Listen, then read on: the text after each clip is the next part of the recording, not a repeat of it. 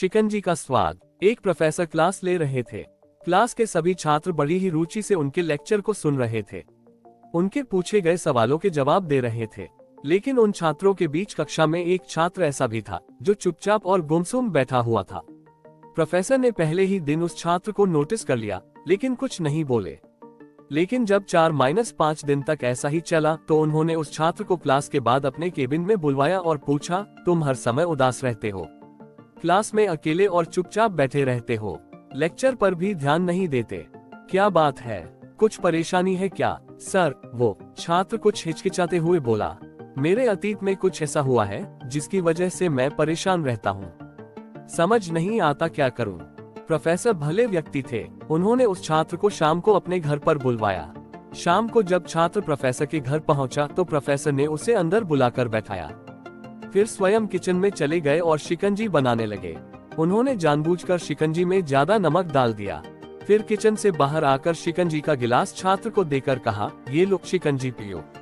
छात्र ने गिलास हाथ में लेकर जैसे ही एक घूंट लिया, अधिक नमक के स्वाद के कारण उसका मुंह अजीब सा बन गया।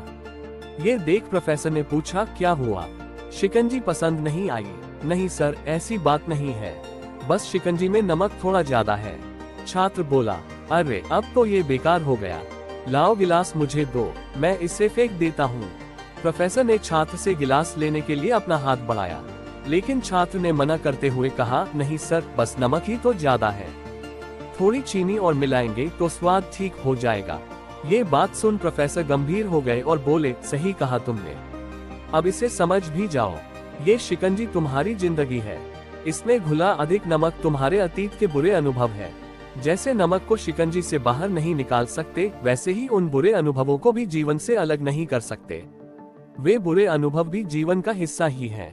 लेकिन जिस तरह हम चीनी घोलकर शिकंजी का स्वाद बदल सकते हैं, वैसे ही बुरे अनुभवों को भूलने के लिए जीवन में मिठास तो घोलनी पड़ेगी ना।